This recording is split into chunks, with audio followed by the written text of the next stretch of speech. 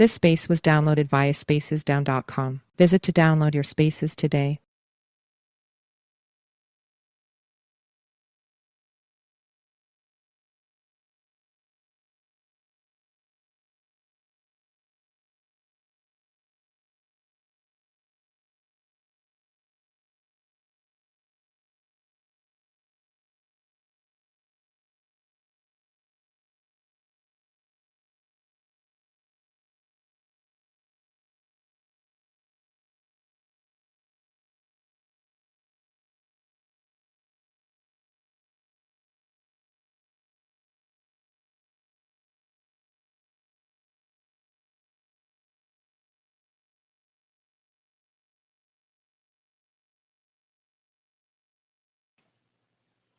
Welcome in, guys. I'm going to give it a few minutes for the followers to aggregate in, and we'll get started.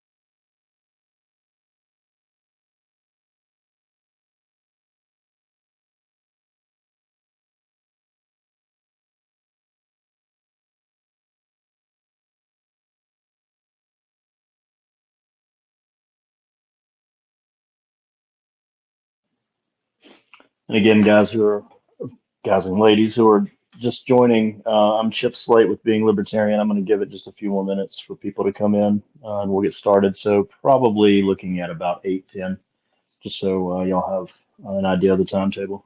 Here's our co-host, Appalachian Podcast.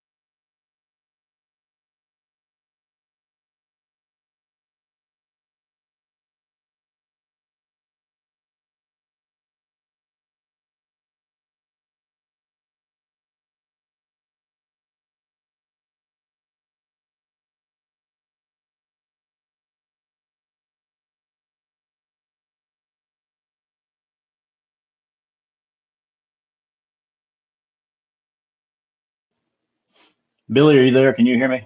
Get you tested out. Yep, I'm here. Can you hear me? Yeah, you're coming in loud and clear. Perfect. I'm just setting up a couple of things here. I figured I'd give the other couple ones a minute to get in here. I think Smokey said he might come, and Stewart said he might come. Simon said he might come. We'll give them a couple more minutes to Mike. We'll just head on and jump on. I asked a couple people as well down in Western North Carolina to jump on. I kind of want to get an update from down there and kind of see what's going on with those folks. I know it's it's hard to keep up with everything, and I know there's a handful of people down there that are still going at that pretty hard, and I'd like to give them a few minutes to kind of touch base and give us an update. That sounds good. Yeah, I've told everyone in here that we'll probably look to get started here in about 3 more minutes, 8:10 or so, and give people a Yeah, few it more minutes works. to jump in.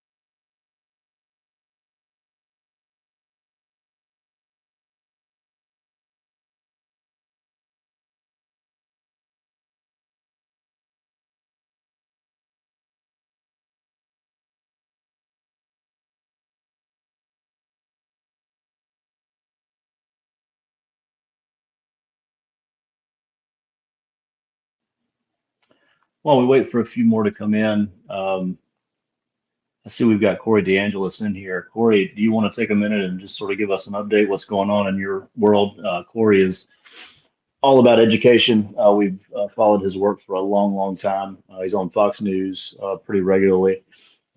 He's the go-to for school choice. But Corey, do you want to say anything right now? Okay, yeah, I heard that. Cool.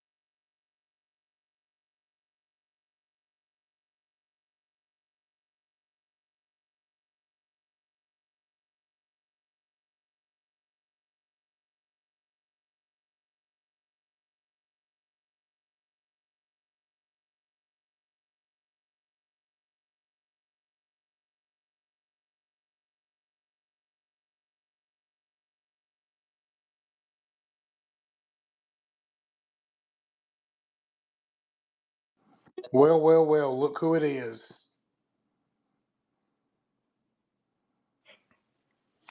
Yeah, we've got Simon now. I see Corey. Corey's joined us. Corey, do you want to give us an update?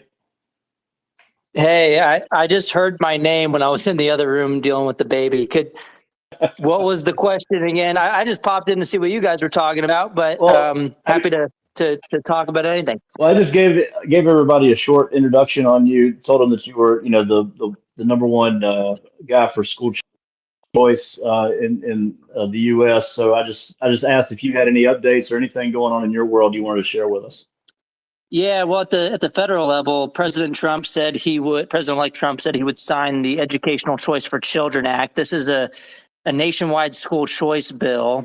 He said this a couple months ago, actually, and it's the first one to pass out of a congressional committee. It passed out of the House Ways and Means Committee on a party line vote. All the Republicans voted for it. And that's the first time that this has ever happened. And so Republicans, this is a party platform issue for them. They have a trifecta going into this coming session. And look, we're already having a lot of success at the state level when it comes to red states on school choice. 12 red states have passed universal school choice, meaning everybody's eligible to take their tax dollars to the school that works best for them, regardless of your income, background, or zip code. And the problem is Democrats are controlled by the teachers union. You think about Randy Weingarten's union, 99.9% of her campaign contributions from the AFT went to Democrats in 2024. And it's been like that for decades. If you look at Open Secrets, every single campaign cycle, it's a money laundering operation extorted from taxpayers, wash, rinse, repeat back to the Democrat campaign coffers. And so it's been a little bit more troublesome trying to get it done in blue states like California, New York, and in Illinois.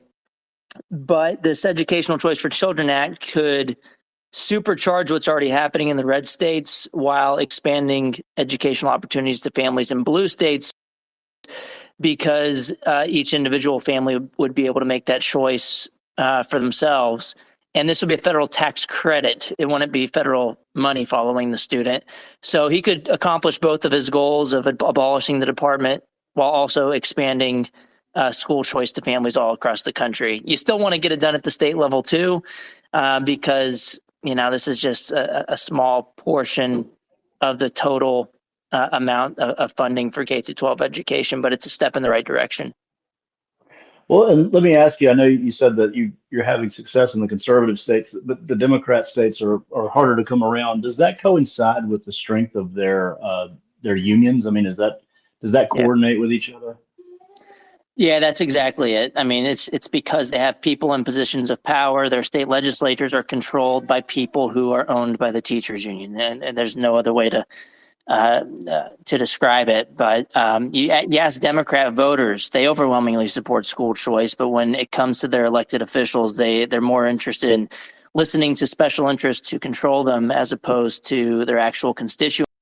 And I think this is why Kamala Harris didn't really talk all that much about education, which is a huge change for Democrats in throughout history. I mean, Democrats have had a double-digit advantage on the issue of education for decades.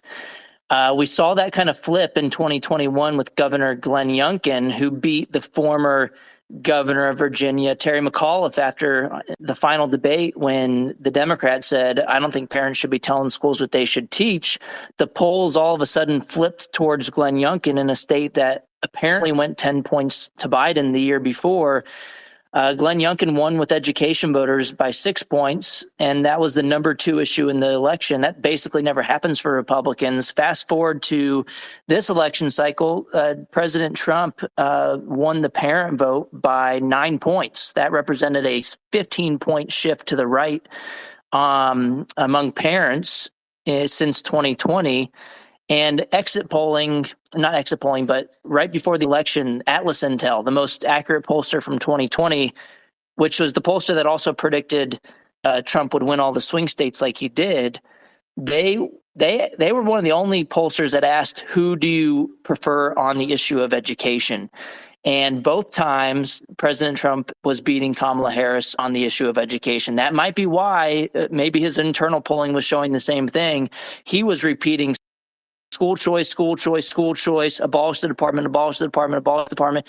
basically every single rally, whereas Kamala Harris, yeah, she went to the unions, meetings and stuff and said that Randy Weingarten was so great, but she didn't really have a solid plan on education, and she didn't really lead with that. But I will say, I think she did not pick Josh Shapiro for a lot of different reasons. But I think one of the main reasons was Josh Shapiro, the Democrat governor of Pennsylvania, actually came out in favor of private school choice to a limited degree a couple of years ago. And it was right after he started getting called a hypocrite on school choice, because Doug Mastriano, the Republican in Pennsylvania who was running against him in 2022, pointed out, hey, you went to private school. Why don't you let other kids go to private school? I think everybody should have that option. Right after that, Josh Shapiro changed his tune, and I think the unions weren't happy with him, so they weren't going to let Kamala Harris pick him. He was the no-brainer candidate for a lot of people were saying he was going to be the VP pick, because he was in a must-win swing state. If you look at the polling in Pennsylvania voters tend to support Josh Shapiro. He has a positive favorability rating. But she went with Tim Walz. Who the heck is this guy in a state like Minnesota, who was a former Randy Weingarten union member at AFT? So that might have cost him the election. I think she still would have lost even if she picked Josh Shapiro. But all that to say, the GOP has emerged as the parents' party, and hopefully, as I point out in my book, The Parent Revolution, it's now on Amazon. You can get it for a low price. I don't remember the percentage off, but President Trump also endorsed the book too. But I point out something I call bipartisanship through hyperpartisanship. The more the GOP leans into parental rights as a political winner, the more it becomes politically damaging for Democrats to oppose it. The red states are going to continue to lead on the issue. Hopefully some blue states come along too, because it starts to become so politically damaging for Democrats to come out against a new special interest group in town, a new sheriff in town, the parents, who care about their kids more than anybody else. Well, and that leads me to the next question. What do you see happening with Randy Weingarten? I mean, all of us saw her through COVID and just the damage that she did nationwide. Do you see her still having her alliances from the past that really have shown now that they're not going to work, or do you see that shifting now? I mean, for a long time, I thought the unions were so drunk on power for so long that they were never going to change. And they're still, coming out swinging against school choice. They're still injecting political ideology into the classroom, but I think they're starting to be on defense. And one of the reasons I think this is because Randy Weingarten, she has a podcast, and I'm sure none of you guys listen to it, but I listened to one of the recent episodes just to see what she was doing. And mostly because she had two union members as guests of her union on the podcast. One was a pro-Trump union member, and one was an anti-Trump union member, and they explained their votes. The pro-Trump AFT member said that, well, the economy was better. I was just better off when Trump was president last time than when Kamala was president with vice president with Biden. And Randy revealed during that interview that they did internal polling asking who the members voted for. And she found that about 25% of her own members voted for President Trump. And I don't think it was 75% for Kamala. It was 25 for Trump, some higher number, like 50, 60% for Kamala. And then the rest were like others, or they didn't vote for anybody or something like that. And that's just what she's willing to admit. They never released that poll to the public. But it's certainly not aligned with their campaign contributions that go, basically unanimously to the Democrat Party. But they're going to continue doing the same. They're going to still fight for the same policies they've always fought. They're going to fight. In New Jersey, they just fought to get rid of the basic skills test for teachers. They're going to fight against school choice. They're going to fight for more money. But if on MSNBC the other week, the timeline gets so scrambled for me these days, but a few weeks ago, I guess, MSNBC had Randy Weingarten on, and they were asking her about Trump's plan to abolish the Department of Education. And even Randy went on there and said, well, you know what? My members don't really care whether we have a Department of Education or not. We don't really care if the bureaucracy is there. We just want the money. And so she kind of said the quiet part out loud, that it probably isn't that bad of an idea to abolish the Department of Education. They've usually just been against it because the Republicans have been in favor of it. But maybe there's a deal to be made to where most of the money stays, some Democrats vote for it. And we probably would need some Democrats to vote for it, because even though the Republicans have 53 votes going into next session in the Senate, this was a department that was created by Congress. It requires an act of Congress to get rid of it. You're going to need, if the Democrats decide to filibuster, you're going to need to stop that with a 60 vote margin.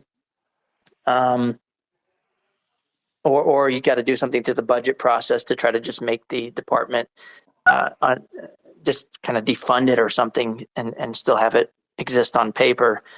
But yeah, the rhetoric has changed, even if they're going to fight for the same things they've always fought for before. It's going to be trickier to pin them down if they change their rhetoric, but you got to look at what they do more than what they say. Well, the fact that she would say that, that underscores, I think, just how real a possibility it is that the Department of Education could vanish here in the next bit. So, and the Corey, bill to do, and real quick, the bill to do so is by Senator Mike Rounds from South Dakota, and it's the Sending Education to the States Act or something like that. You can look it up really easily. But what it does, it doesn't, give the money back to the taxpayers, which as libertarians, that's what we would like to happen. The Sending Education Back to the States Act, what it does is it gets rid of the department. You fire all the people. There's like 4,400 U.S. Department of Education employees today, and so that saves a ton of tax money there. But for stuff like Pell Grants, that goes under the Department of Treasury. Most of the money would go back to the states in the form of block grants, and that would be distributed based on student enrollment, how many kids you have in your state relative to the nation. So Texas, for example, has 10% of the kids, so they'd get 10% of the money back from the Department of Treasury. They'd have to spend that money on education. So, there's that. But for like civil rights protections, that would go into the Department of Justice. Special needs students and how they'd be taken care of, that would move under the Department of Health and Human Services. So it's a lot of rearranging things, and so at the end of the day, I think you still need to have, even if we did abolish the department and did it in the way that libertarians would like, I think you still need to have school choice. And most of those victories are going to happen at the state level. Hey, Corey, could you, because we're going to take this Spaces and kind of turn it into a podcast. A lot of our listeners aren't even on right now listening. They'll listen another time. And a lot of them really aren't familiar with school choice. Could you just kind of break it down in the simplest terms, what it would mean for just your average rural American who's, doesn't really have a lot of options as it is? Yeah, so the basic definition of school choice is you got to think about the status quo. In the current system today, we live in one place, and based on where you live, you are assigned to a school. You have to take your child's education dollars that are funded through taxes to that assigned school. I mean, just imagine if you had to go to a grocery store that was run by the government that you were assigned to just based on where you live. They'd have tons of monopoly power. They'd have empty shelves. And if they had food on the shelves, it would be poisoned, or it would at least be expired. You'd be throwing up every week, wondering what the hell was going on, and you wouldn't have any recourse. You'd have nothing that you could really do except for complain. And then the grocery board would say, well, we just need more money. You need to spend $1,000 for this ham sandwich. Maybe it won't be poisoned next time. And that's just how monopolies operate. I don't really blame the people in the system. I blame the system itself and the incentives that are screwed up and baked into it. So school choice is any policy that allows you to take a portion of that money that would have gone to your assigned government school to another option. That could be a charter school, which is kind of a quasi-public private school. It's defined as a public school in every single state, but they can be independently operated. Private schools, religious schools, you can take some of that funding to a home-based education option. The latest form of school choice that I think is the best way to do it is something called an education savings account. And same mechanism, that funding that would have followed you to the government school, you can still take it there. If you like your public school, you can keep your public school for real this time, unlike with your doctor. But if not, you can take that money to a savings account that's directed by the parent to any approved education provider. It could be a private, charter, home-based education option, a micro school. And it's the purest form of the concept of the funding following the child. So I think that's the simplest explanation I could give you. It's the money follows the child is school choice.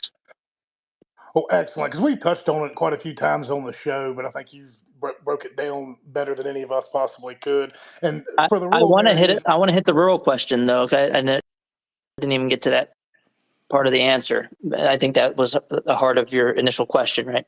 yes, sir. So has anybody seen the 2-button meme where the guy's like sweating and he's like trying to figure out which button to press? And it's a way to demonstrate through a meme two things that people try to say with each other that are logically incompatible. It's basically a way to say you can't say both these things at once.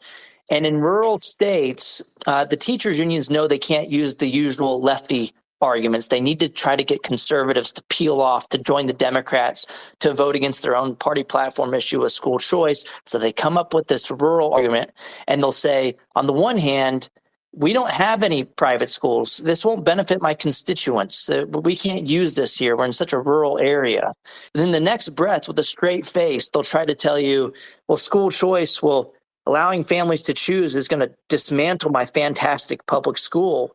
Well, wait, hold up. Which one is it? If it's the only option in the area, you're not going to lose any money at all, because if what you're saying is true in that first statement, public schools are funded based on enrollment. If no one leaves, you're not going to lose any money at all. So it can't be both of those things.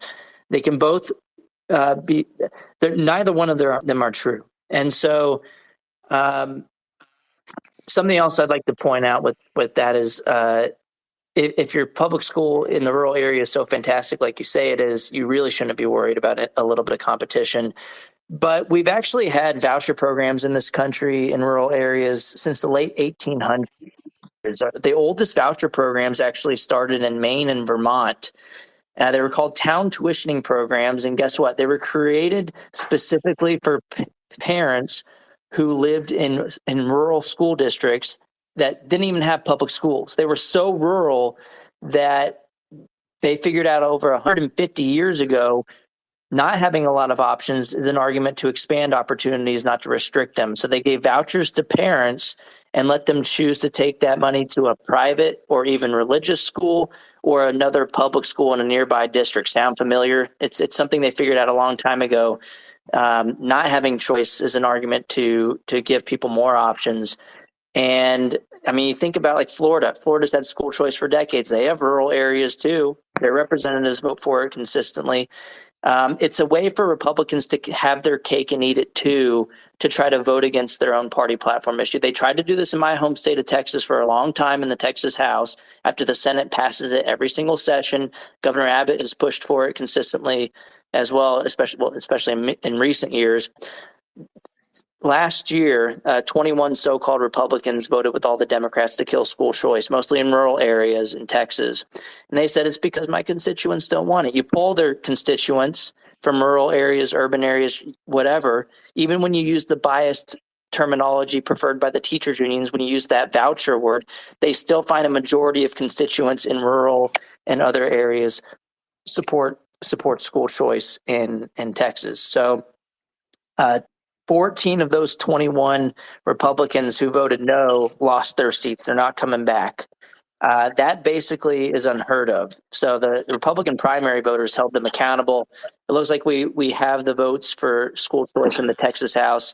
It gets a little complicated with the speaker's race, but the two top contenders both voted for school choice last year on the Republican side in the Texas speaker's race in the House. So some people are pretty worried about the speaker's race. I'm not so worried about it. So that's where we're at. But with rural areas, I think the education savings account method is the most preferred, because with vouchers, you have to take that funding to a brick and mortar private school. But with the ESA, you can use that money for homeschool curriculum. You can use it for micro schools. You don't have to build a new brick and mortar school. So supply is much more likely to meet demand even in rural areas when you have lower startup costs with options that can be accessed by education savings accounts. So Florida has ESAs, Iowa has ESAs, a lot of states already have ESAs, and it's kind of the wave of the future of school choice. Well, I appreciate you going into a bit of detail on that, and it's really cool to see the Overton window shifting back towards a more uh, child-based system, I guess, focusing on your own specific child. The reason that I like this idea, and one of the things I've been pushing to a lot of people around here, is look, if you're a teacher who's very confident in what you do and you're in the public school system, this should excite you, because you're going to have the opportunity to make a lot of more money. One thing I see, if this goes through, is popping up these little pods, maybe in more rural communities, where everybody kind of pulls their money together and says, hey, if we're getting $15,000 per student, we all pull in our money together, and one teacher can make, $100,000 a year, use the rest of it for supplies and things like that. The good teacher's stock is going to rise, and as well as the homeschooling aspect is something I really like to push, because if you're a mother's got 2 or 3, 4 children, and you want to really invest back into that old homeschool life, you have all your children there, you get to teach them, and that money can stick around in your house where that mother doesn't have to really worry about going and getting a job.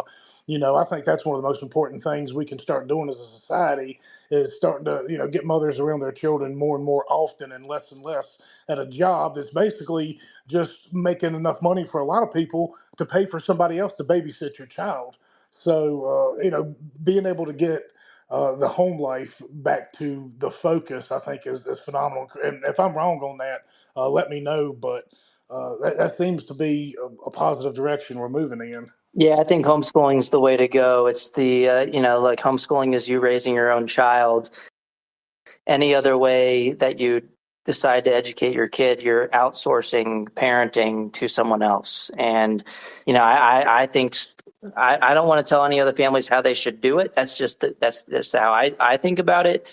But when you have choice, at least you can kind of determine that community that helps you raise your child, whether it's in a private school setting, another public school, charter school, or what have you.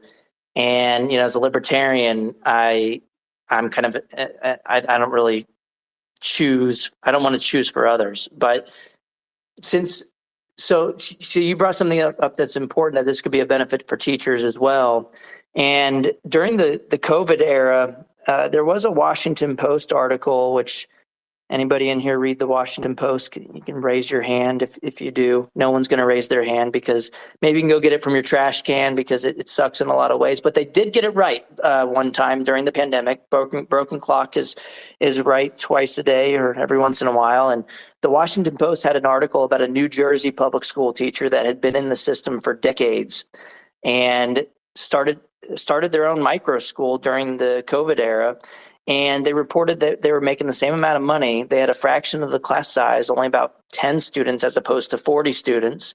And they had a lot more autonomy. They didn't have to deal with all the red tape in the government school system. So we talk a lot about how money following the child can benefit the child and their family, but it also has this side benefit of helping the teachers as well, who are doing a good job. Because if you think about it, we throw more money at the system each year. I've shared this graph a million times. Since 1970, per student spending has gone up by about 164% in real terms in the United States in the government-run school system. But teacher salaries have only increased by 3% in real terms. The money's going towards administrative bloat, staffing surges, which means more dues-paying members for the union, means a stronger voting bloc for them to fight for their political pet projects, not for educating kids. It's so that people like Randy Weingarten can make over $500,000 a year with zero accountability whatsoever. And so they operate in a monopsony scenario where there's not a lot of competition in the labor market for K-12 education. So they basically just have to take whatever the government's going to give them as well. And so they would benefit from a free market in education. at the same time. So I also would want to, I don't know if anybody saw my spat with someone a couple of days ago, but there has been a couple of people that have made this so-called libertarian argument against school choice, which is not libertarian at all because they're making perfect the enemy of the good. So I'd like to address it even before anybody asked it. Because Being Libertarian is a co-host of this space. So whoever runs that account, I think you support school choice anyway. So I'm not talking about you making this. I don't think that you're making this argument, but there's an argument that people have made that with government shekels comes government shackles. If you take the money, the private schools, they say, will become public schools, and that's going to be a huge problem. So we got to relegate everybody to the government school monopoly, force you to spend your money there because there might be this unintended consequence. Even if not today, it might happen in the future. Well, guess what? We don't live in utopia, and you can get the shackles without the shekels. Government can regulate private and home education today, and they have historically. They outlawed private education altogether in Oregon in 1922. Thankfully, a couple years later, in 1925, the Supreme Court famously ruled the child is not the mere creature of the state. They overturned that bigoted law in Pierce versus Society of Sisters. But that wasn't because of a school choice problem. It's because you had authoritarians who wanted to control the minds of other people's children. This happens today. New York, Rhode Island, Massachusetts, the states that have the worst homeschooling laws on the books, they have the worst regulations, zero autonomy for families. And guess what? They have zero private school choice. On the other hand, you look at states like Indiana, Iowa, Oklahoma, they have much more freedom when it comes to homeschooling, and they have universal school choice. So I would say this is a separate issue, and we should take the incremental victory as a step in the right direction. We should take the W, or else we're going to be stuck with the L. If you're on Randy Weingarten's side and Joe Biden's side, and not my side and Milton Friedman's side, you're probably on the wrong side, and you're probably not the freedom fighter that you think you are. So, look, I understand the concerns, but there's another side benefit here of school choice in that politics is all about organized interest pushing for what they want. We know this. The unions do this all the time. And eternal vigilance is the price of liberty. And authoritarians, whether we like it or not, they're going to fight to regulate us with or without school choice. We're more likely to beat them if we have a stronger coalition together, locking arms and fighting back against those calls for regulation. You're more likely to get that with more people benefiting from the policy through school choice. And guess what? It's all voluntary. No one has to. No one's been forced at gunpoint to take the money. No schools have ever been forced to take the money in any state across the country throughout history of any of these school choice initiatives. So look, as libertarian-minded people, I don't know how many of you guys are on the chat, but if you are, we should understand that even if we don't take the money ourselves, we should respect the decisions of other families to make that cost-benefit decision for their own kid. And one other thing, not all school choice bills are created equal. And more recently, in particular, a lot of them have anti-regulation language written into the bill explicitly, where it says, if you take the money, you're not a government actor. If you take the money, you're not, they can't force you to change your creed, your curriculum, your admissions policies. And so these extra steps have also been built into bills as well that I liked. And we should be pushing for those things to be included, as opposed to some people who want to make perfect the enemy of the good and to just say no to all of it.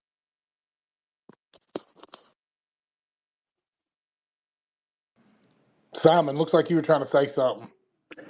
Yeah, there was something that you mentioned a little bit earlier about unintended consequences, and it struck me, and it's minutiae, but nonetheless, I thought I'd raise it because it does raise a point. We put our daughter through. We took her out of public schools for all the right reasons. The COVID madness and all the bullshit that was behind it. Then you start getting into gender politics and all that crap. So we took her out and we put her into, thankfully, a local Christian school that has smaller class sizes and so forth, and she settled in there very quickly, and has been doing very, very well. But what happened over the last 2 years, we saw the county supporting the security presence of police officers in schools protecting the kids, and the local board of supervisors handed that out with support officers at each elementary school, the one middle school that we have here, and the one high school. But it neglected to put these security officers in the private school, even though the taxpayers have forked out the same money. But the board of supervisors then, basically decided that they would only put their resources towards these resource officers in public schools, not in the one of two private schools in the county.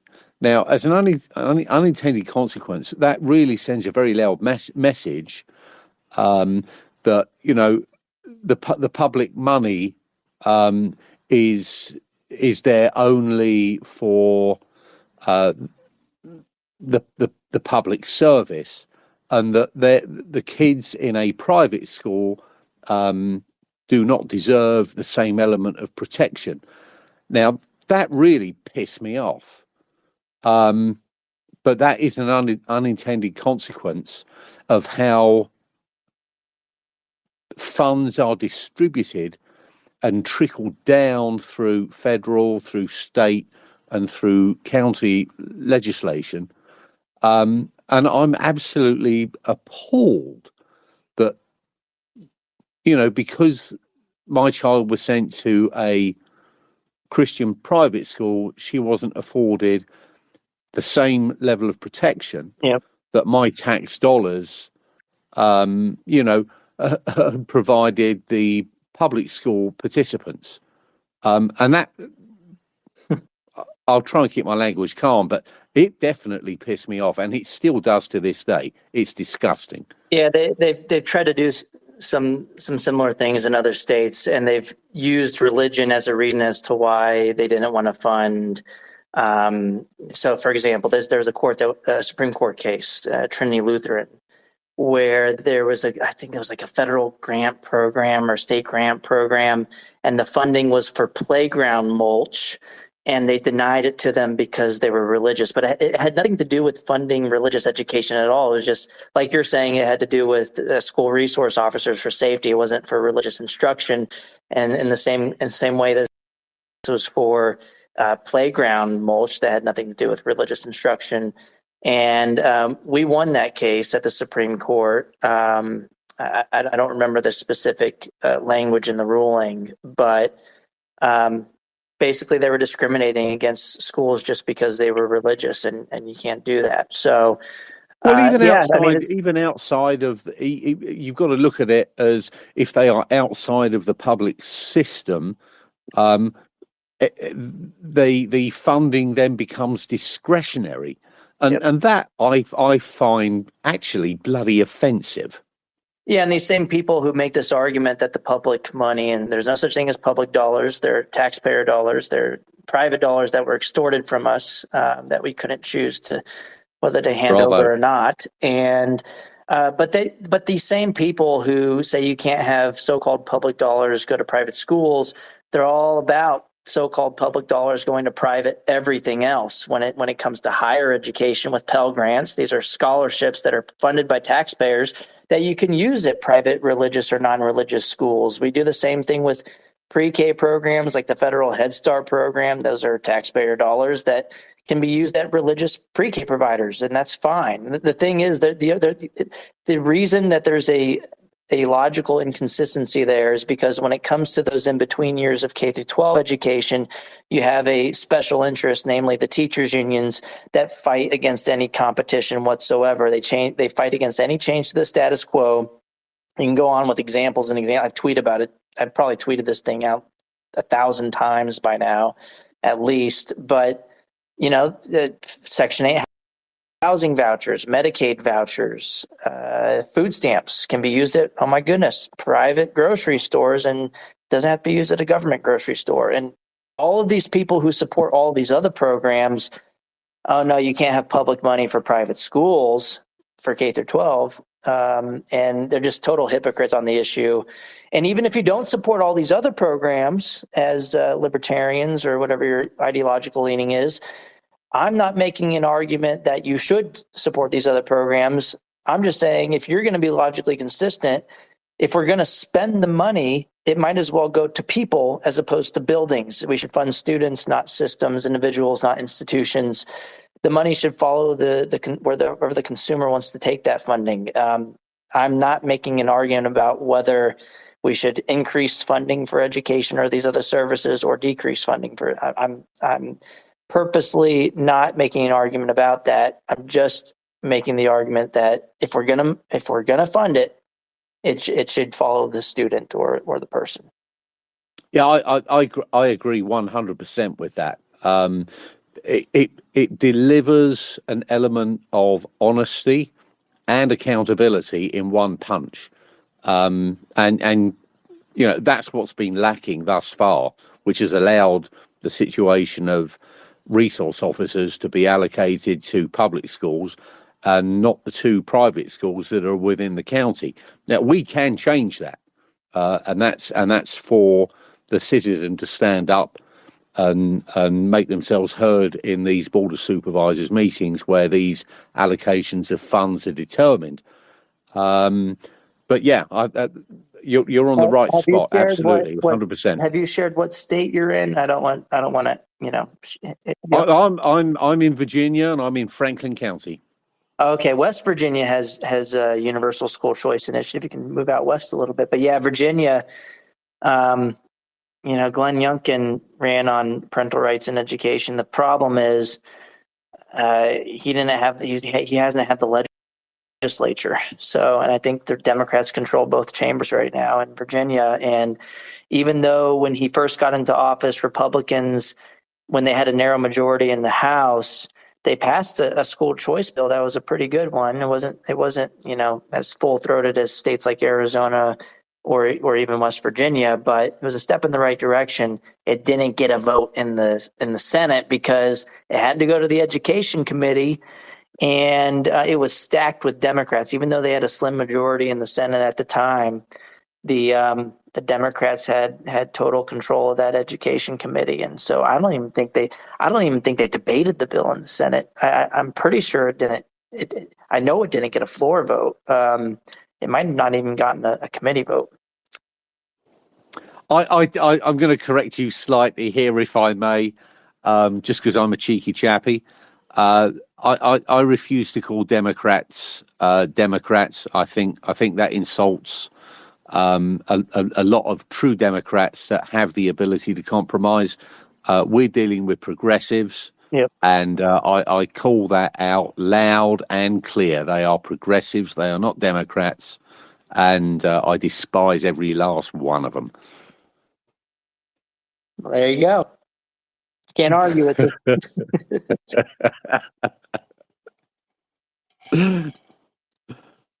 So, yeah, do we have another hand raised for a question? Yeah, go ahead.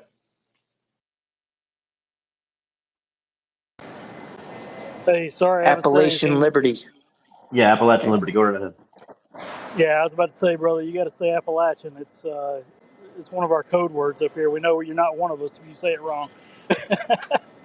But yeah, I was just really enjoying listening to you about the school choice thing. Sorry I haven't said anything prior to this, but when somebody like that knows what they're talking about, I shut up and listen. Well, you're unmuted, but I can't hear anything.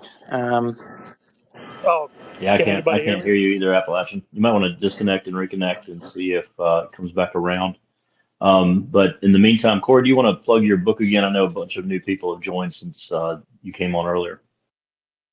Yeah, it's called The Parent Revolution. It's endorsed by Trump. Ted Cruz also endorsed it. If you read the back of the book, he says, You can ruin Randy Weingarten's day by reading this book. And I dedicated it to her, actually, for inadvertently doing more to advance school choice and homeschooling than anyone could have ever imagined. I think it's steeply discounted on Amazon right now. If you want to go check it out, I could put a link in a comment or something. But it's called The Parent Revolution. You can find it pretty quickly. Vivek also endorsed it. Pete Hegseth. And I really trace why we're winning. And long story short is the unions really stepped in it during COVID. They showed us what was happening in the classroom when they held children's education hostage and did the whole Zoom school thing. And conservative parents in particular pissed off about what they saw in the classroom. They held their politicians accountable, especially in red states. It became a GOP litmus test issue to support parental rights in education. And we've seen more advancement on school choice in the past 3 years than in the preceding 3 decades. And the best part about it is it's the union's own fault. So we should all raise a glass to Randy tonight for being the best accidental school choice advocate of the past few years.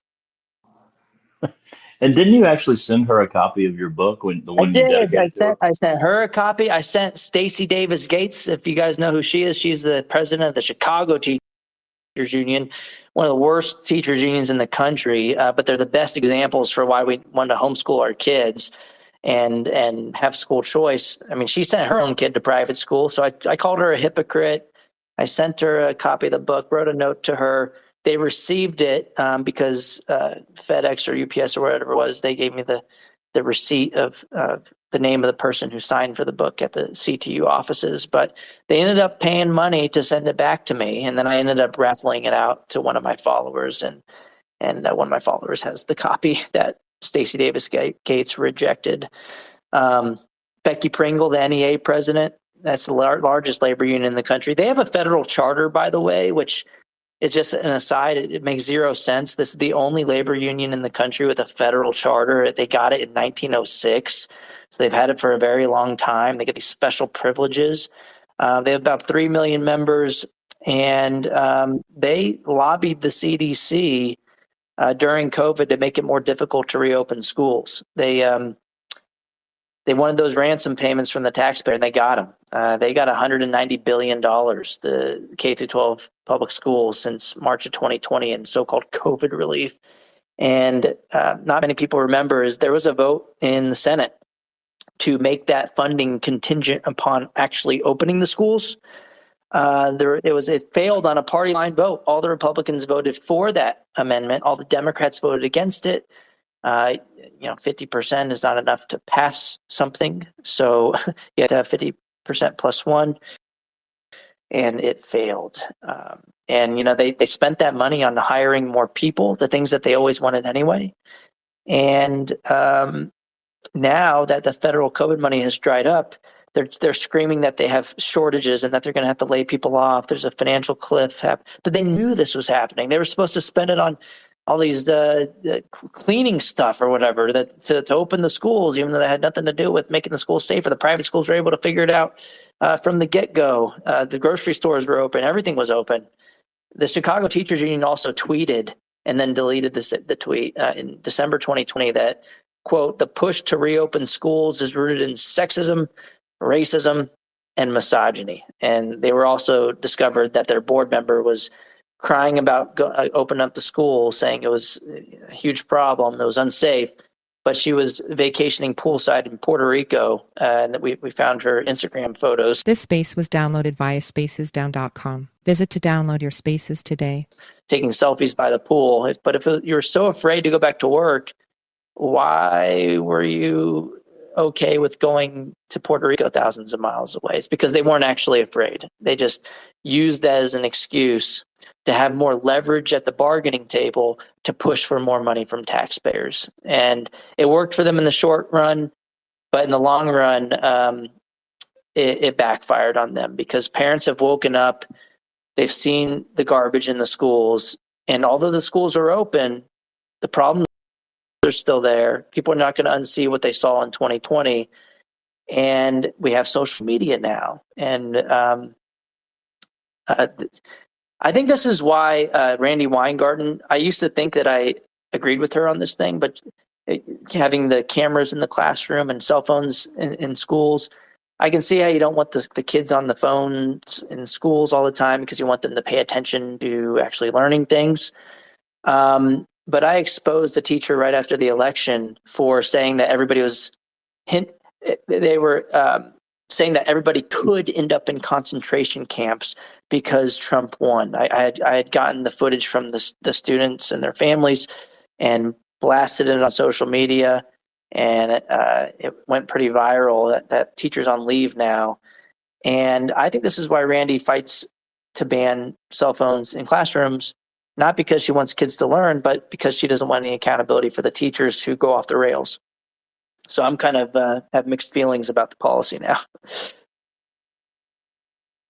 I was going to say we just had that here in Virginia because I just got the notice after January 1st that not that our kids are old enough to have them, but that kids can't have cell phones in Virginia during school hours now.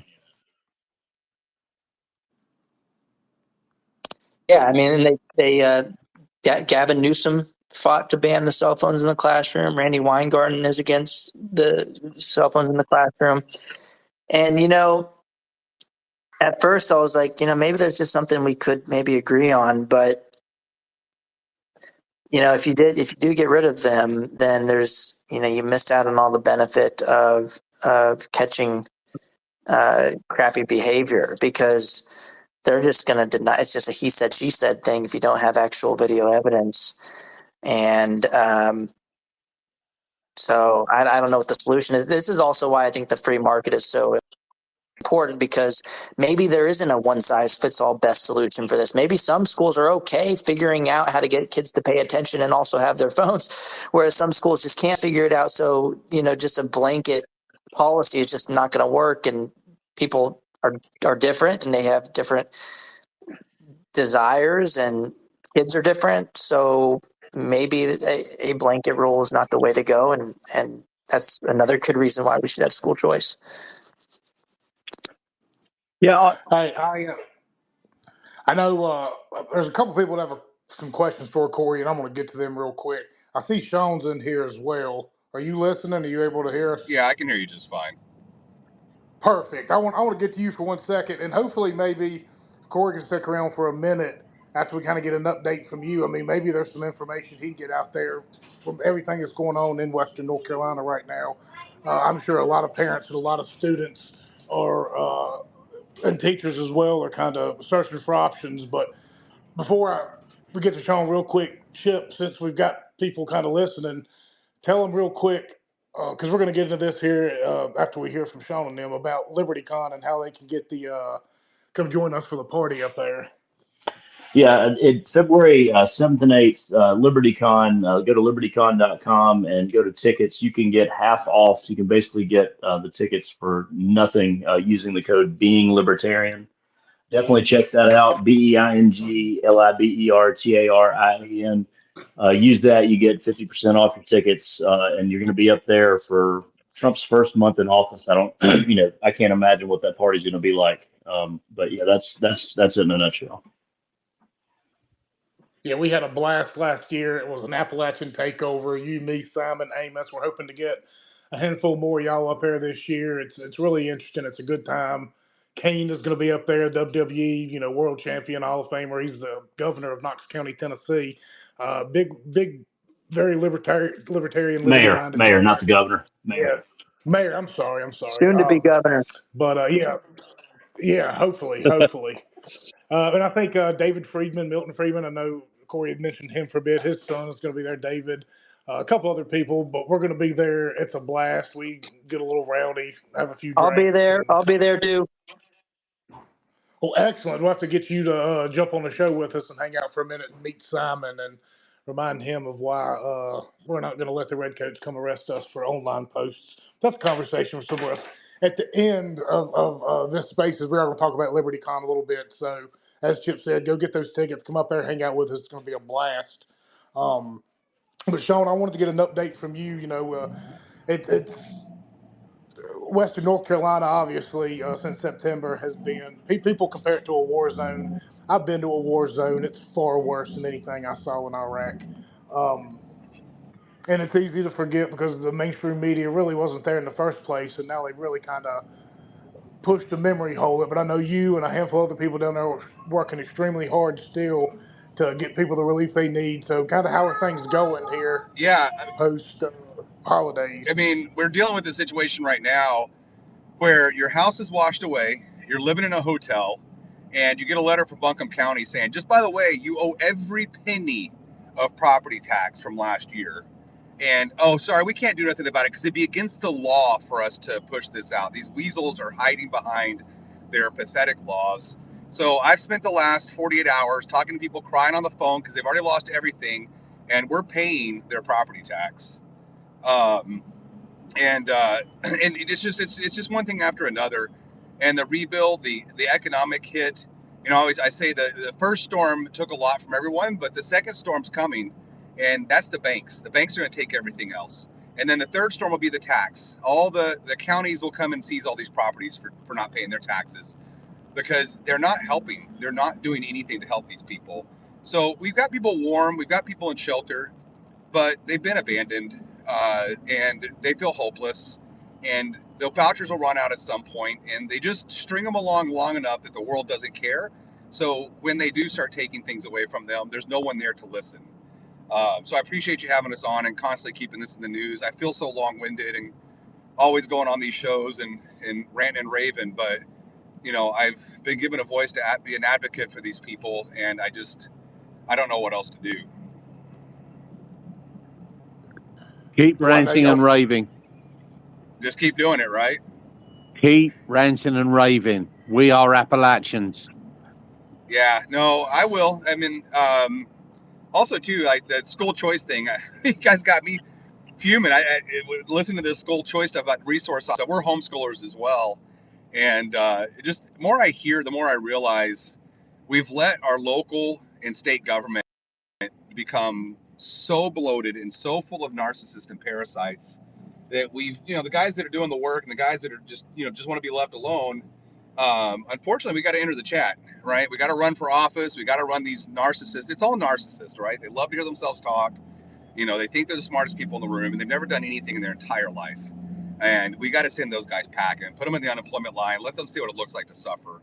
I'm sorry, I've been just furious the last 2 days listening to these stories of people have lost everything, had to pay a effing tax bill on property that doesn't even exist anymore. It just blows my mind. It's fucking shameful. Yeah, and as a staunch libertarian, it's awesome being in a group with you, being libertarian. I think most of America's libertarian if you look at it at its core. And the unfortunate thing is that we want smaller government. I think we unfortunately have to go get involved in government and then cut it down to size because it's never going to reduce itself. The right wing and the left wing are both the same bird, and they want big government, whether they tell you they do or don't. 100% agreed. But that's a great the point, update, brother. They're just bleeding us dry at every turn. Grocery prices are twice as high. There's taxes. Hotels are expensive. There's no work. Just keep praying and keep like you said, let me rant and rave about what's going on because it's not going to get better anytime soon.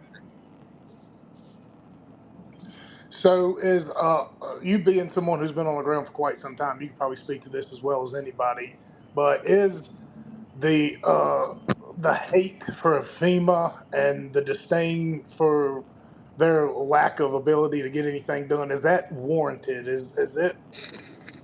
Have they failed as much as we would like to believe they have through the social media world? I think it's a bit unfair to FEMA to not tie the state of North Carolina into that same sentence. The state of North Carolina had an absolute absentee governor who basically stood by and did nothing so Josh Stein could come in at the first of the year and look like a hero. So we made these people suffer for 3 months, and we won't forget it. We made these people suffer for 3 months so that your new little Democrat governor could come in and look like a hero day one and sign all these executive orders. Those executive orders could have been signed the day after the storm. And so it is a FEMA, but it's also the state of North Carolina not asking for stuff and not actually deploying resources properly. If FEMA is a federal emergency management, they can't be there day zero, day one, really. And I'm not making excuses for FEMA, but I want to also not forget that the state of North Carolina also failed its people in a major way. I think you're absolutely right on that point. I remember when this disaster, and we were on the aftermath of it. I believe the Appalachian podcast pointed out very, very clearly that the governor's office failed the state in the response, and it was 100% down on the governor's doormat. That accountability needed. I mean, it just blew me away that the governor completely ignored Northwest Carolina. Blew me away. Yeah, it's I think I lost you guys for a second there.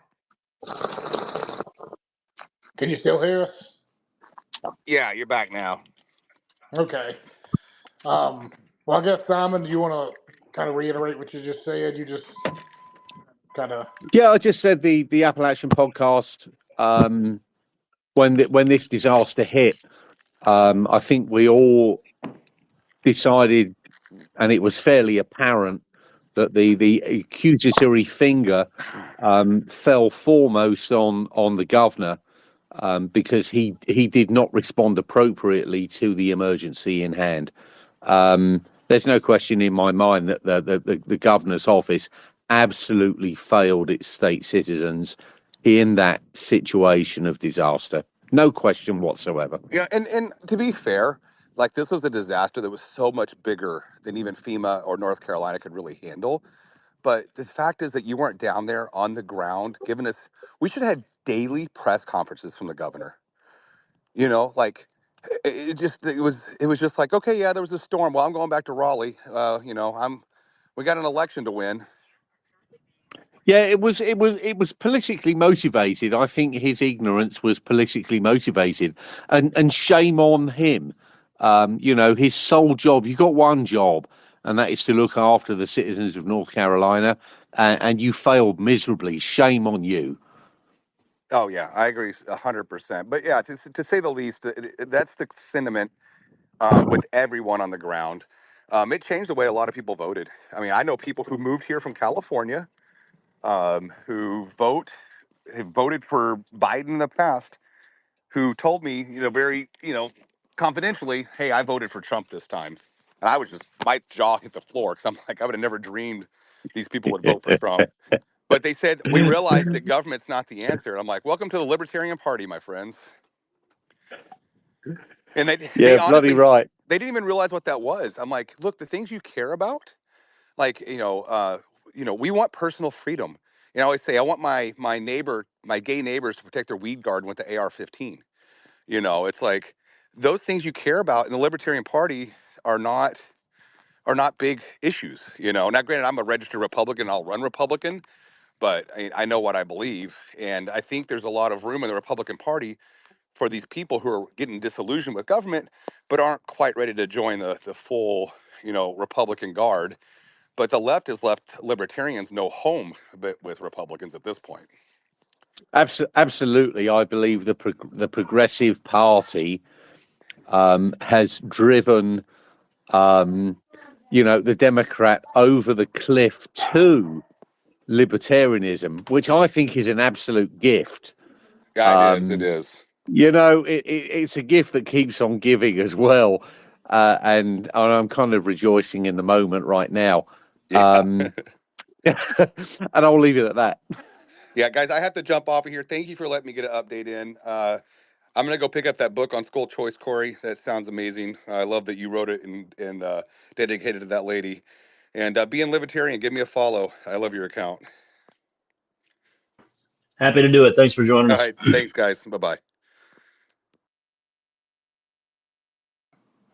Well, Corey, real quick, are you really familiar with what's going on in North Carolina? And not just necessarily the hurricane damage, but with their educational system leading up to all this, what are their possibilities? What are some things that maybe some of the people in disaster zone can think about doing? Is there things they can apply for, look into, or fight for? Because a lot of them are going to be listening, and a lot of them are cut off. I think a lot of the roads that they had kind of temporarily built got rewashed away in another flood last week. So they're looking for anything right now.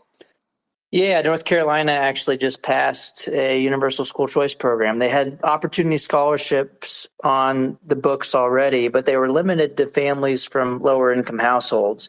Now it's any income can apply. It's called the Opportunity Scholarship Program. It's not an education savings account. It's more so you have to use it for brick and mortar private school kind of thing. It's not really for homeschooling. That's probably the next fight in North Carolina to allow it to be more like an education savings account as opposed to just a voucher or scholarship. But it's still pretty good, and the governor fought tooth and nail against it. If you don't remember, he actually had on his website on a big red banner at the top, his official government website had a declaration of a state of emergency. No, we weren't talking about the natural disaster. It was before that. He declared a state of emergency for school choice.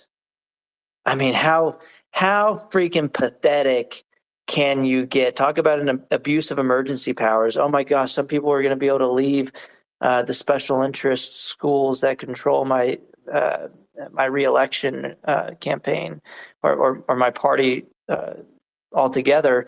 So he did that, but the Republicans had veto-proof majorities in the Senate, and then in 2023, they were short one vote to have that 60% veto override majority.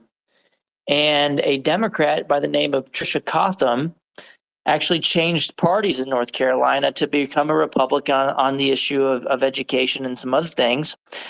And she actually ran the universal school choice bill. She was the primary sponsor, and every Republican voted together on that bill in both chambers, which made it so that Roy Cooper would not be able to veto it and be successful in doing so. So they had to do this twice. They passed the initial expansion to everybody. I want to say in 2023 or 24, 23, I think, and everybody applied for it, and they made it so that everybody was eligible, but they only set aside a certain amount of money in the budget for it.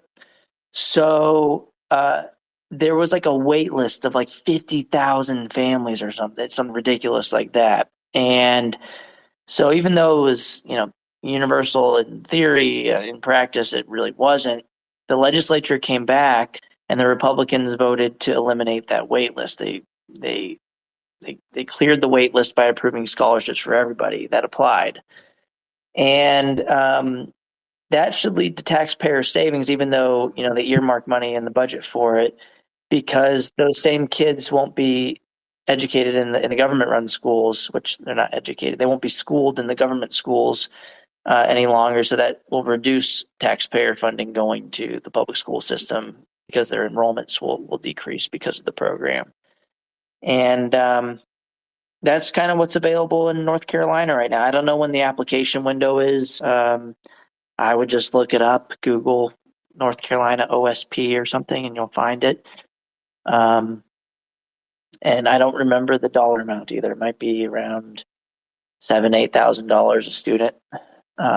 So it's a fraction of what you would have gotten in the government schools. I think the government schools spend about twice that amount in North Carolina per student. So that's also why it saves money as well.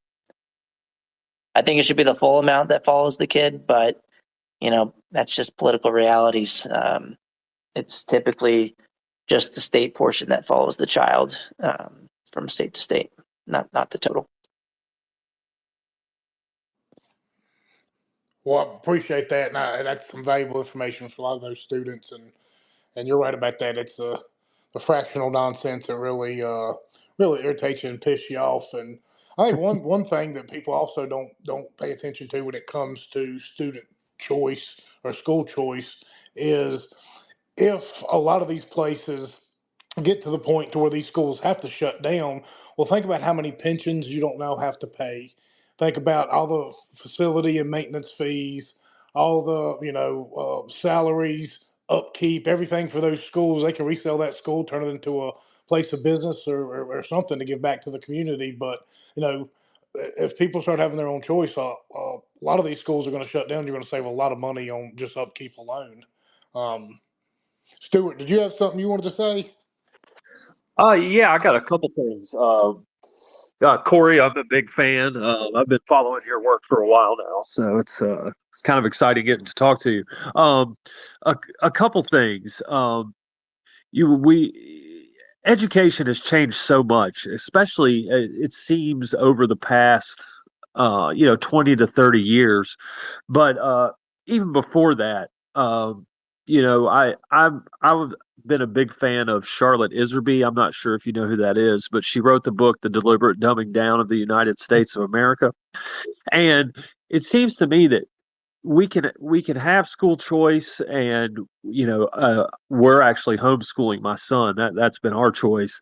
But until we can change a lot of the curriculum that even goes on in these private schools, that seems like the real crux of being able to like shift the direction of education in this country.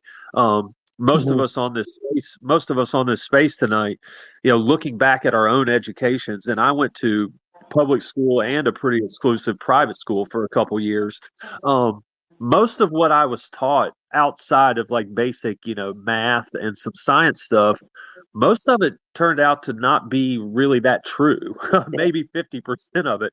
So what are your thoughts on how do we break the Deweyism of our education system that was created 100 plus years ago to kind of mind control and brainwash the Yeah, population into I would also thinking that I would also recommend John Taylor Gatto's work. He passed away unfortunately a few years ago. I never got a chance to meet him.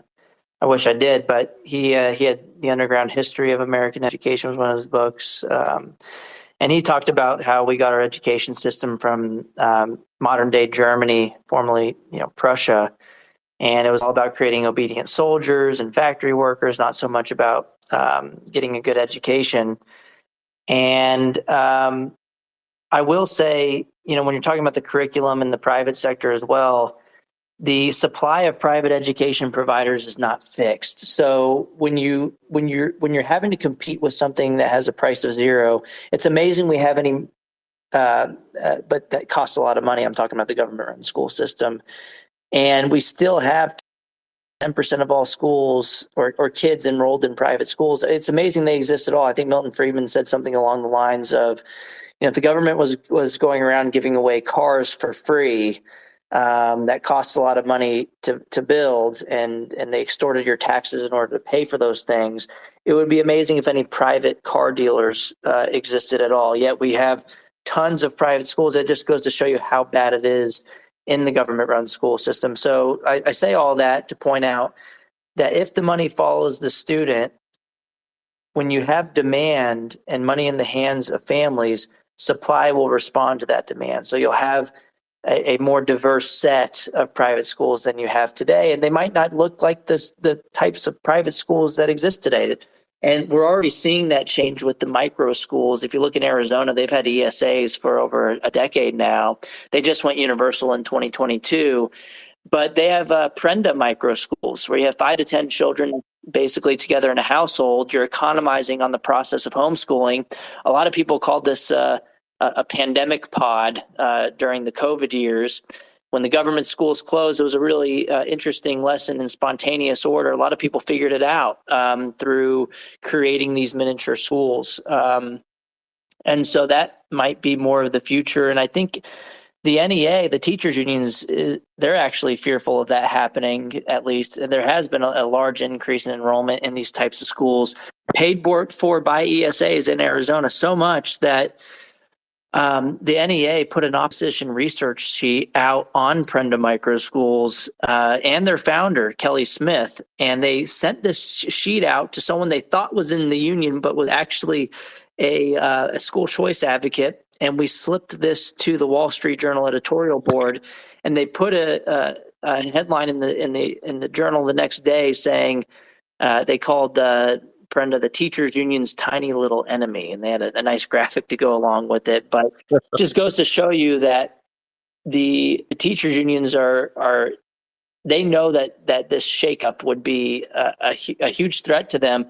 And I think you're right that homeschooling is the best solution. This is the way you're going to be able to raise your kids in the way that's most aligned with your values. I said this earlier on the discussion. I don't know if you're on or not, but you're basically outsourcing raising your child to someone else for 7 hours a day if you pick a school, whether it's a public or private school. I think it's incrementally better to be able to choose that school.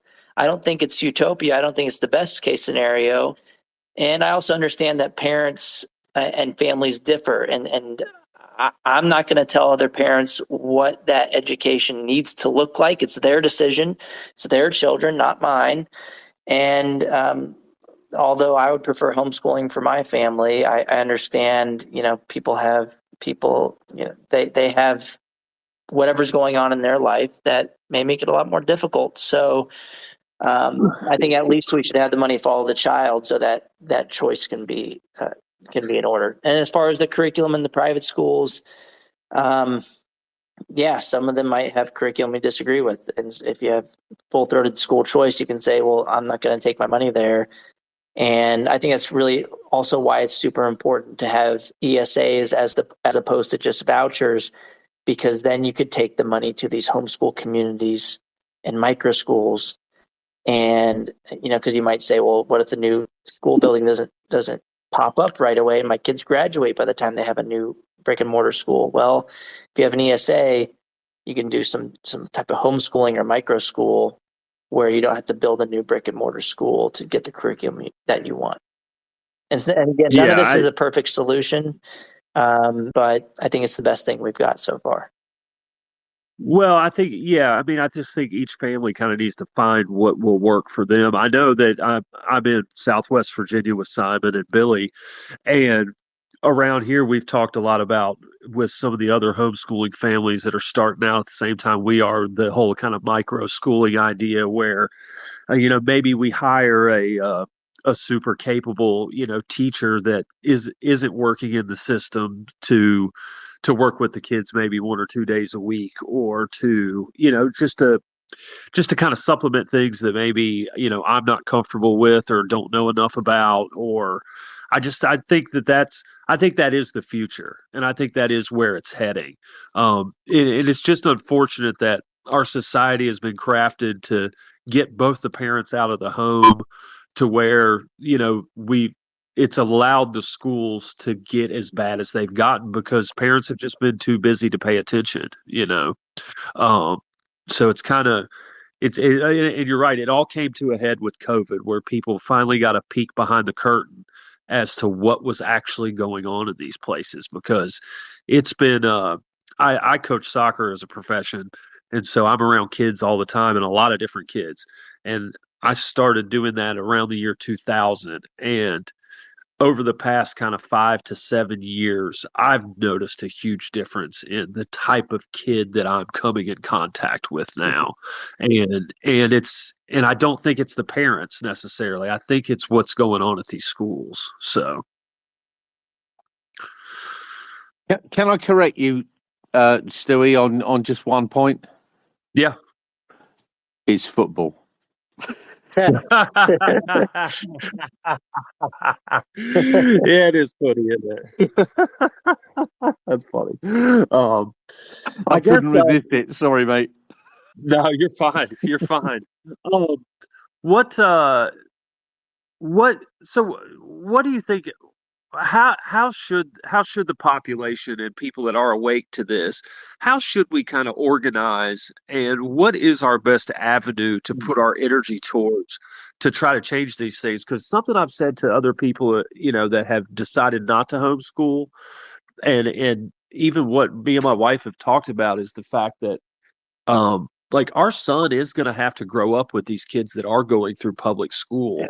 So even though we're not participating in that, how how do we make that better so that when my son's 12 or 13 years old, the kids that he may be hanging out with aren't completely, you know, aren't complete,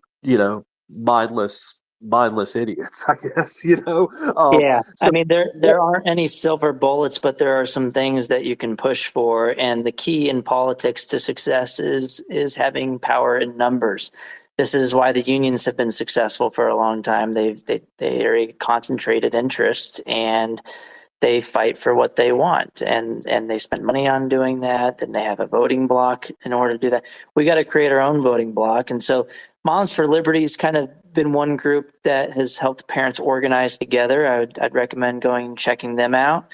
But also, like, there's you want to call your legislators, you want to be involved in the school board races. You don't have to run yourself, but all of these things are little tweaks, and none of them are perfect solutions. So, like, you can get the right person on the school board, and that's a incremental step in the right direction. But if the teachers don't have to listen to the school board, they might still teach the way that you might not like. So, that's one avenue. I think we ultimately need school choice. Parents need to not have to make a case in the school board. They shouldn't have to be engaged in politics to make things change. They should be able to say, hey, something's not going on that's right. They shouldn't have to release videos on social media to apply pressure. They should just be able to say, they shouldn't have to go fight the school board meeting, get labeled as a domestic terrorist. I think those are all good things to do, and that we should fight back and participate in the system that we're stuck in. But we should also fight by lobbying our legislators for school choice to be able to take the money somewhere else, because when you have that power to go somewhere else, the school board should be less likely to cut off your mic. They'll be less likely to label you as a domestic terrorist. They might actually say, hey, that's a customer. I should listen to this person and treat them as an equal as opposed to someone who's inferior. And then it almost decreases the likelihood that you need to vote with your feet. It's almost counterintuitive that when you have choice, you might not be as likely to need to exercise it, because the schools become more responsive to you, because you have more agency and power in the relationship. So, look, these bills for school choice are typically passed in state legislatures. And if you're in a red state, that's a little bit easier to lift. You have to convince the Republicans to vote for their own party platform. And so a lot of red states already have significant school choice, especially after the past few years, but some don't. So, like Idaho, their governor just called for education savings accounts in his state of the state yesterday. North Dakota's governor called for the same thing in his state of the state today. They don't have any private school choice in neither of these states, but it looks like something is going to happen.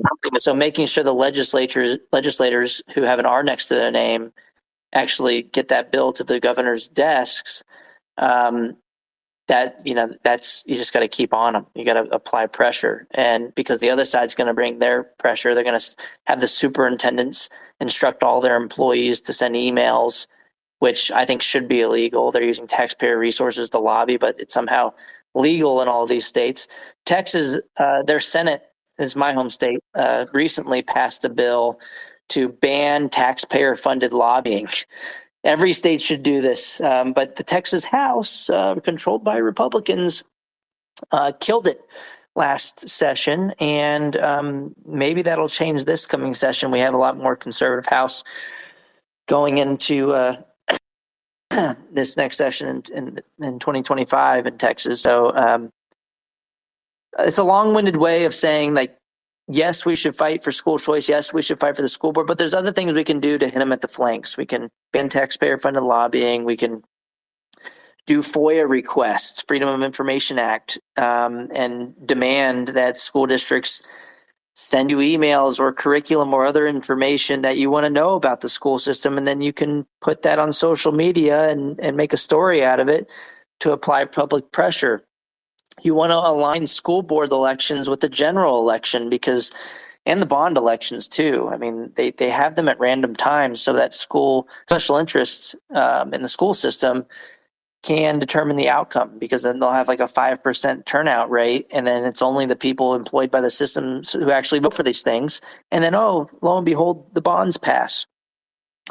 So if you lobby your legislators to change, to align those elections with the general election, you'll have a better shot of winning those elections. So I wish I had a shorter answer, but it's true. There are no silver bullets. There are a lot of things we can do, and if any of those things are interesting to you, you can DM me. And but the magic here, the secret ingredient is getting people with you pushing for the same thing. And so you can do that with a Facebook group, some Twitter community.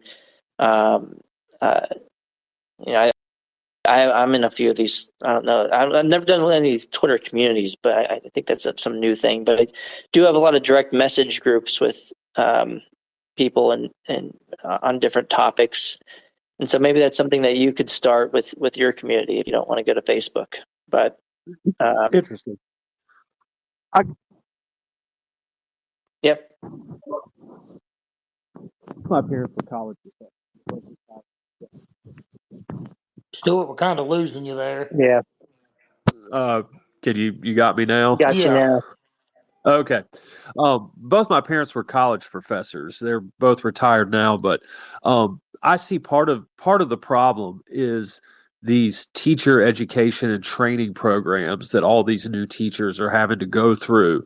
And it really is kind of breeding this new kind of, communism and whatever you want to call it into these teachers before they even hit the workforce.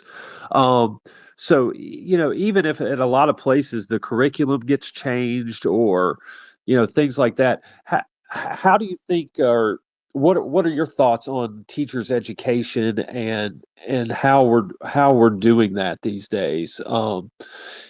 Being somewhat of a teacher myself, I think you kind of either have a way to connect with kids, and you're kind of either kind of natural born with a way to explain things that in a way that someone else will understand it and get it, or you kind of don't. So just what are your thoughts on all the education programs that these teachers have to go through to even become teachers these days?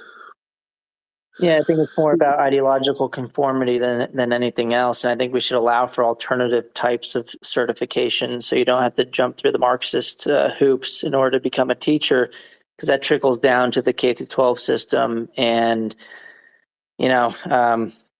if your state doesn't allow for alternative certification, that's one place to start. So it depends on the state that you're in. This isn't really my area of expertise as much, but,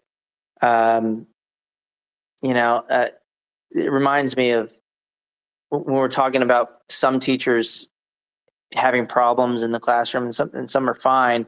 I haven't really come across a good number of what percentage of teachers are engaging in overt political activity in the classroom. And I doubt we'll ever get systemic evidence of that. But there is a lot floating around on social media, because whenever you bring this stuff up, the other side will say, that doesn't happen. With the critical race theory, they're saying it's not taught in schools. And once you find out that it is, they'll say, oh, yeah, it's actually good that it is happening. They're on the retreat after that. And they're now saying, okay, well, maybe we shouldn't be doing that anymore. And they run away from it. But it doesn't really, it matters, but it's not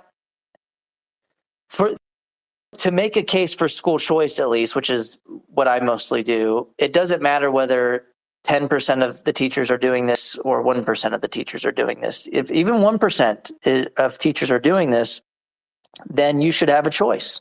And then, okay, 99% of people are happy with their public schools and nothing's wrong, and they're sticking to the basics and they're not pissing off parents.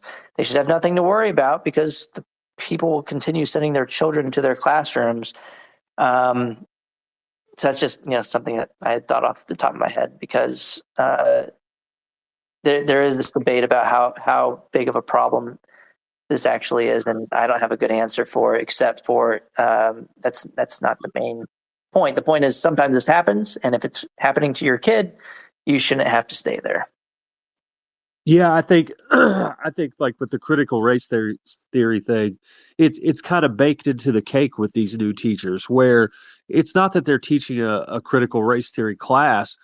It's spread out through every subject that they're teaching. They're just looking at everything from that point of view, and therefore then when they're teaching anything, it's coming out with that point of view. um and I think that's the problem with these education programs now, is that as you said, the Marxism that's going on there is being bred into these teachers. And it's not that they're having a class on Marxism. Yeah. It's just that science, math, and and English and everything is from that point of view. So then the literature that they pick for the kids to read, it has that slant to it. So I just think that that's also an issue that, like, the whole issue with schools now, it's not just one thing. It's the whole ball of wax, I think, that has to be reevaluated and reworked at this point. But I do agree that having school choice does solve a lot of that, because you could pick your feet up and move somewhere else and leave those sort of people behind, and then the market will speak for itself. It's just trying to get the NEA and these teachers unions to battle against them. It's such an uphill fight for everybody. So I think and just the work that you're doing is going a long way towards that. So I'm sure on behalf of a lot of people in here, want to thank you for everything you're doing. So Yeah, thanks for the questions. And something else I wanted to point out is even if even if we can pass a bill in your state to outlaw critical race theory or to outlaw gender ideology in the schools, to take a top-down approach, and we have done that in Texas, Iowa, Tennessee, a bunch of red states, where they've banned divisive concepts or other issues. And we have undercover media from an organization that I'm now affiliated with, Accuracy in Media. I'm a senior advisor there, for full disclosure. But they've found videos in basically all of these red states where the administrators, they've gone through undercover journalism. They didn't know they were being recorded, the public schools employees, and they're admitting that they're teaching these concepts, even though it's illegal, or even if it might become illegal, they plan to find loopholes around the law. And one way they do it is to just call it something else. And instead of critical race theory, we'll just call it social emotional learning. We won't teach critical race theory. We'll teach through a CRT lens. We'll call it student mental health services. It's a never-ending game of whack-a-mole trying to figure this out from the top down. I think it will have a negative effect on the likelihood of it happening, but it still might happen. And you still need the recourse of bottom-up accountability, people being able to vote with their feet. So you don't have to go and prove it to a judge that this or that teacher did something that's not in line with the law, which could take a very long time to prove, and you might not have the evidence, especially if they ban cell phones in the classroom. It's a he said, she said scenario. Why should any family have to make that case and go through all that process when they can just say, you know what, I know something's wrong. I know my kid's not happy when they come home every day. I'm going to send my kid somewhere else, and that money should follow my child. So I'm not saying that. Yeah. Well, so these policy levers are not mutually exclusive. You should be doing as many of these things as you can. I happen to be on the side of thinking that school choice is the best solution, but it's not the only solution. And I can see how these other things can help. But it's not sufficient to only have top-down reforms. You got to have bottom-up foot voting too.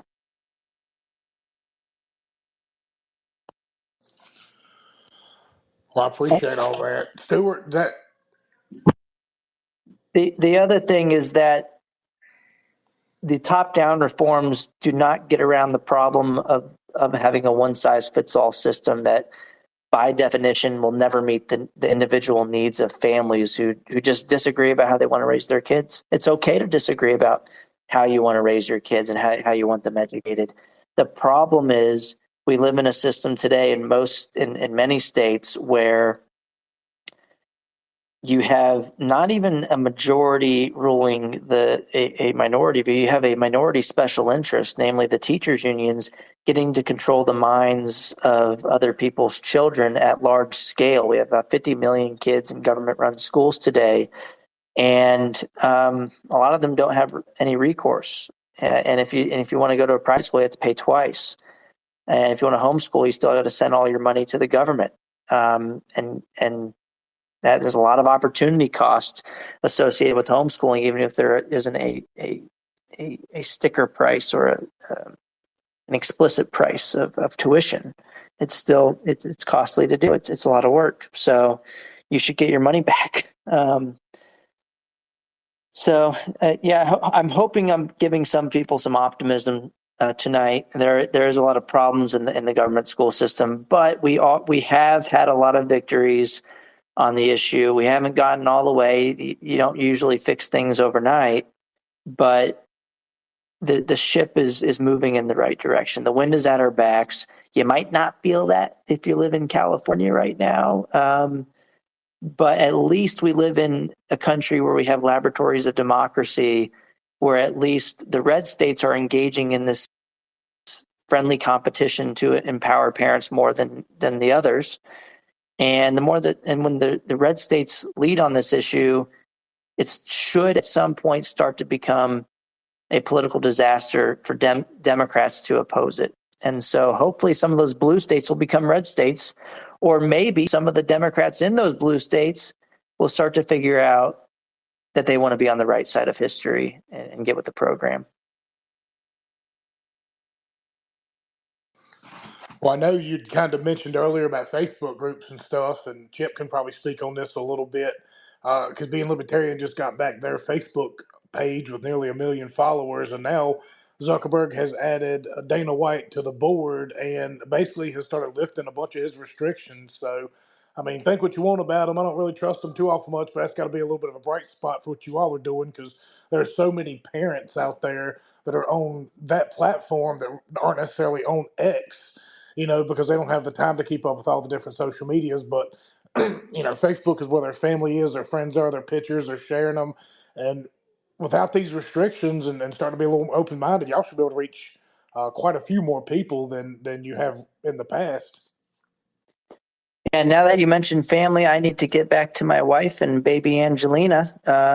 I hope she didn't go to sleep already. I want to see my baby. So thanks for having me for such a long time tonight, you guys. And thanks everybody for listening to me. Thanks a lot, Corey. We appreciate you coming on. Yeah, hopefully we'll get a chance to see you up at LibertyCon. You'll be up there. I'll be there. Yep, in DC. So see you guys. I'll be talking about school choice stuff as usual. Well, perfect. Have a great night. Out. Thanks, Corey. Well, shoot, yeah, man, that was pretty awesome. Rustin, go ahead. You had a question?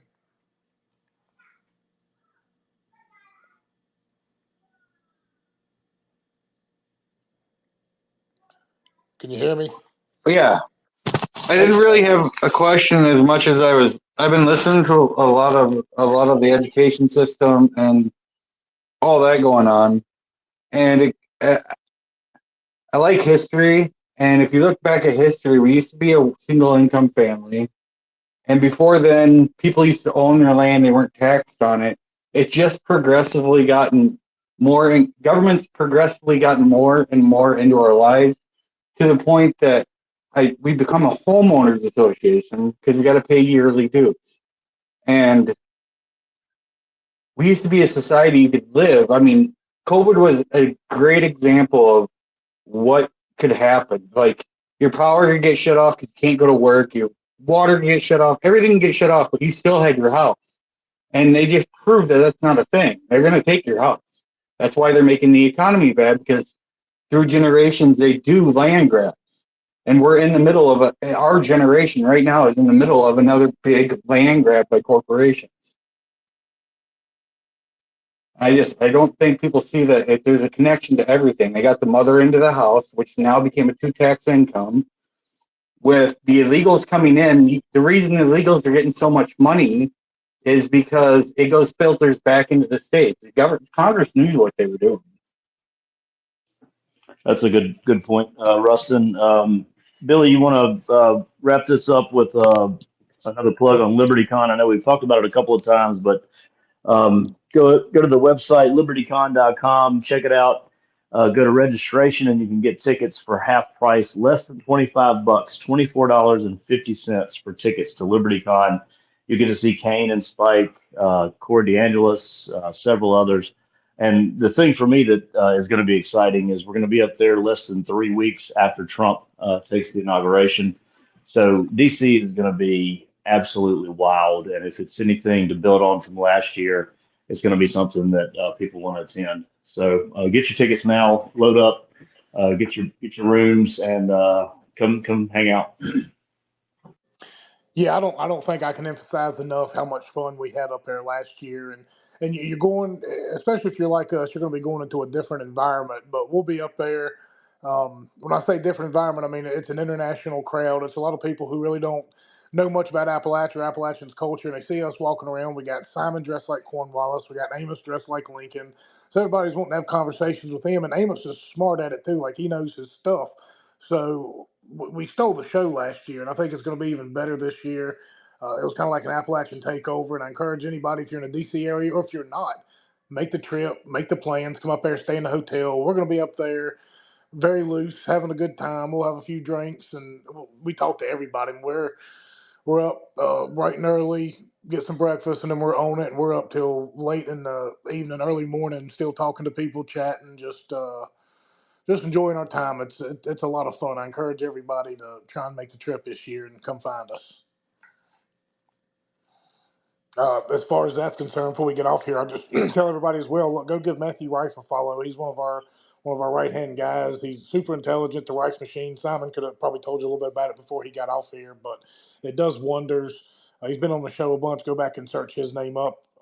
Listen to that show, and it talks about his technology. He's an Appalachian too, so you're supporting local. You're keeping the money around here, and uh, clearly, obviously, go follow Chip and all of their Being Libertarian accounts. Facebook, back again, as we mentioned, X on here. Obviously, give them a follow if you hadn't, and Instagram as well. And we're on all three platforms. And also, Spike Cohen at You Are the Power. Make sure you're following them because they're doing a lot in these rural areas. I know we're representing a lot of rural Americans, and You Are the Power is going into a lot of these areas, and they're sniffing out corruption, and it's getting worse. You when you start backing them into a corner, they're going to start lashing out. So, for the people like him that are going into these areas and doing right by the community members and by the citizens, we need to support them. If you got a couple dollars a month, go give it to them. And as well, Chip, they can subscribe to you all on X. They can subscribe to us on X, and you can go to patreon.com/getontap, where we do a lot of after shows and pre-shows and things like that. It's really cool community over there. So, Chip, Stewart, anything else y'all want to throw us out of here? That's about it for me, Stuart. Nothing What you got? Nothing, man. It's good to talk to you guys again. I hope everybody had a happy holidays and a good new year. And I'll talk to everybody next time. Well, buckle up, everybody. You've already seen 2025 start off with a bang, and it's not going to slow down. So get ready. Yeah, that's the truth. Well, thank everybody for tuning in, and we'll catch you next time. See y'all.